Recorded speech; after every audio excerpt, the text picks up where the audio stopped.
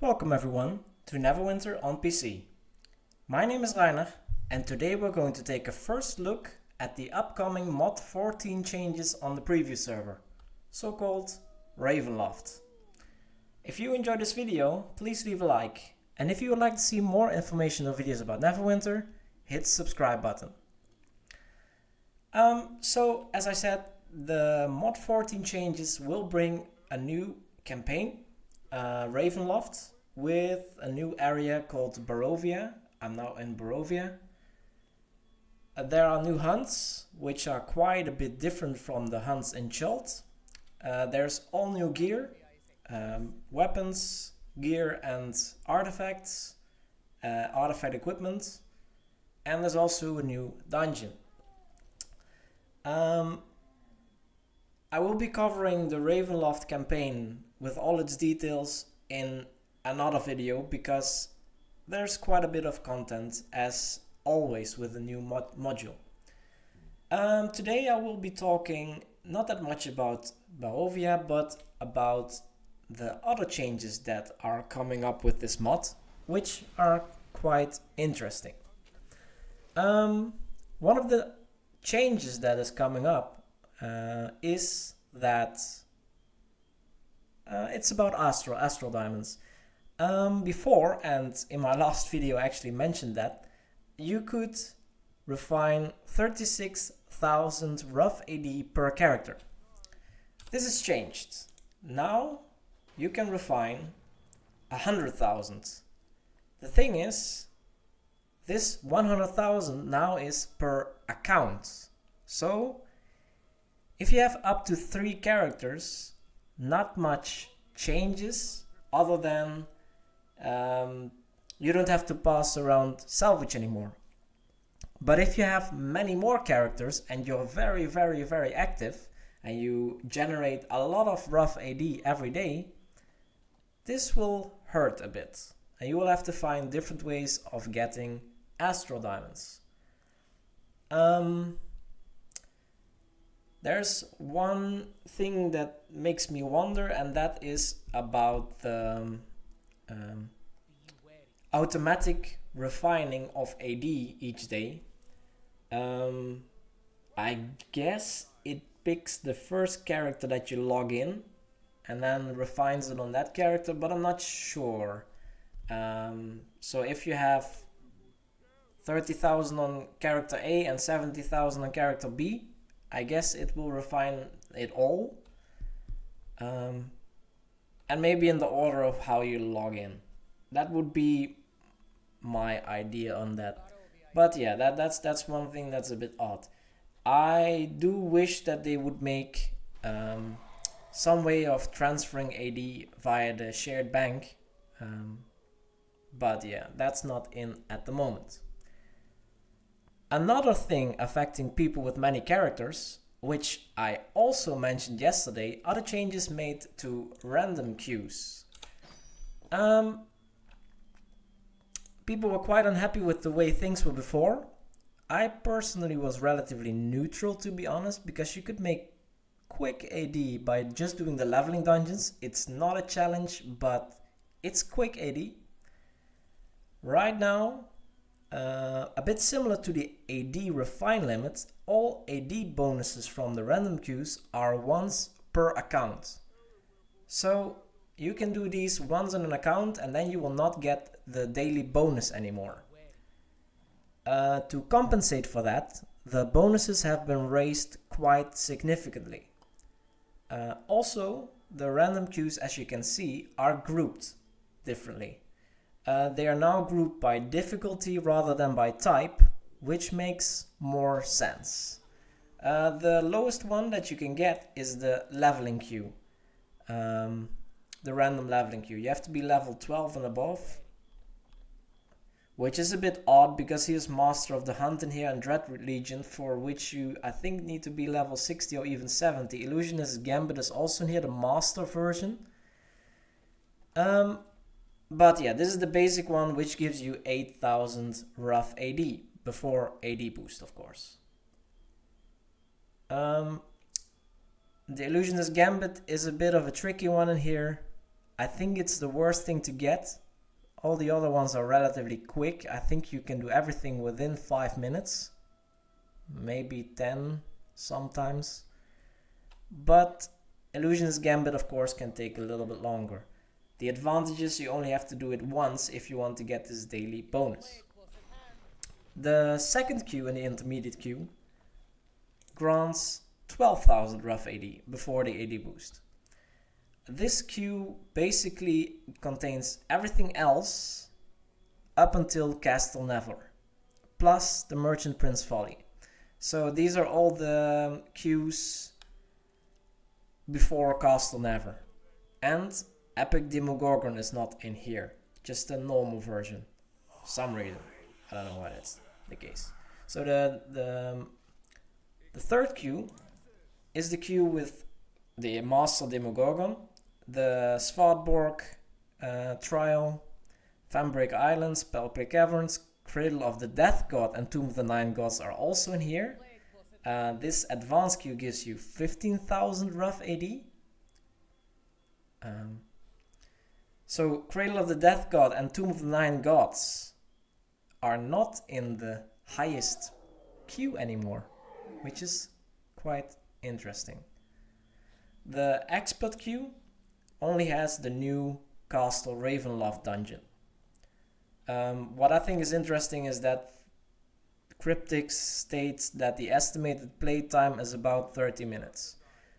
This Castle Ravenloft has a required item level of 13,000, where the advanced queue requires you to have an item level of 12,000. Intermediate is 9,000, and the leveling queue doesn't have an item level requirement.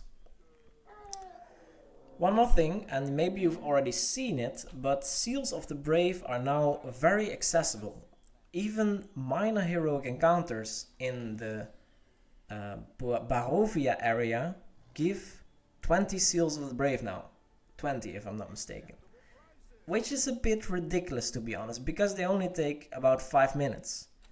Not only that, but also the random queues give Seals of the Brave now. And it's quite a big reward. So here the leveling queue gives Seals of the Brave already, 60 of them. The intermediate queue gives 100 Seals of the Brave, and the advanced queue gives 120 Seals of the Brave. The expert queue is the only exception. This one gives the new Seals of the Crown. Now the Seal of the Crown, I don't know if that's very important currency, because I think the items that you can get from this are a bit strange and I don't think you really want them. They are level 530, but I'm drifting away a bit from the topic. I will cover that later, the new items. So there's a new seal that you can get. The Seal of the Protector are not here anymore. I mentioned that the minor heroic encounters on here give Seals of the Brave now. I did one. Like I said, it only took about 5 minutes. And here you can see 20 Seal of the Brave. It's quite strange, especially since the weekly cap stated is still 400. I think it was more before. But you will reach this cap really quickly now.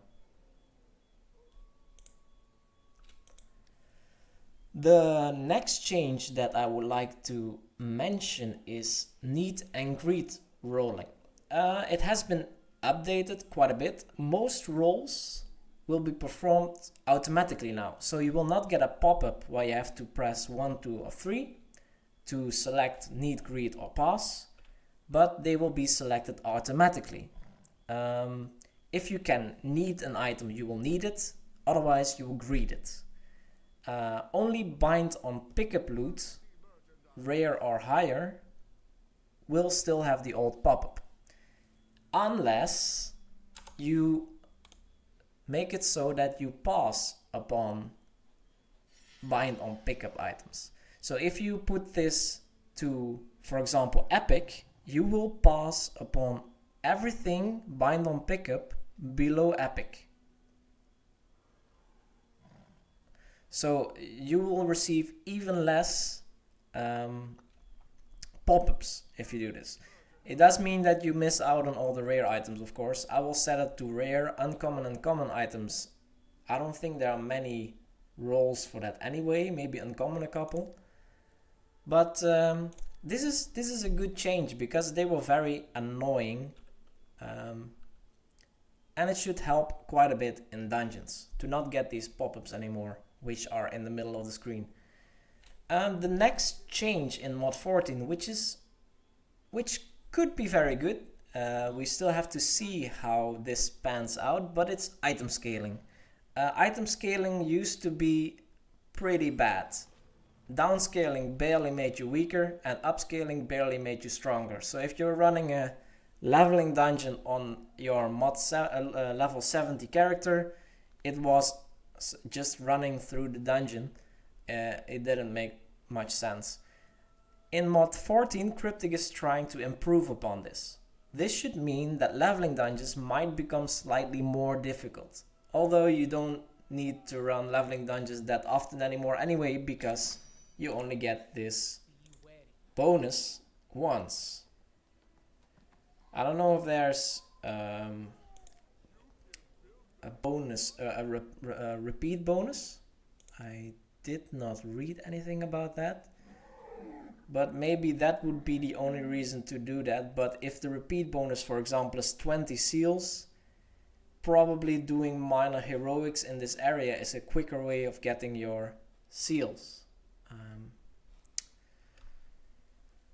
The last item I would like to mention, there is a bonus RP event. Maybe you guys noticed it, maybe you didn't. I don't blame you for not noticing it. It used to be pretty much useless. With mod 14, the RP drops are raised quite a bit, if I have to believe their announcement. And you are actually given an option to purchase an RP gain boost with Astral diamonds.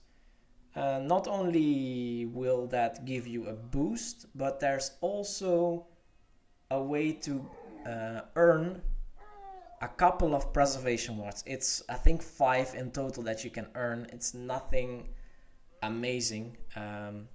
It's definitely not worth the 25,000 AD that it costs to get the boost. We still have to see whether this will be any good. Maybe, I don't know. I don't think RP is that much of a problem. RP is pretty cheap, and this will only make RP cheaper. So why spend AD on getting more RP? It is a bit of an odd thing. Anyway, that concludes the video for today. If you have any remarks on this video or any suggestions on what to investigate next, feel free to leave a comment below, and don't forget to subscribe. I really value all of the communication we have on this channel. It brings it a bit more alive, if you know what I mean. This should get another boost once I get my new internet connection, which will enable me to do some live streaming. I will not do that every day, but maybe twice or maybe 3 times per week in the evening. Anyway, thank you so much for watching, and see you in the next video.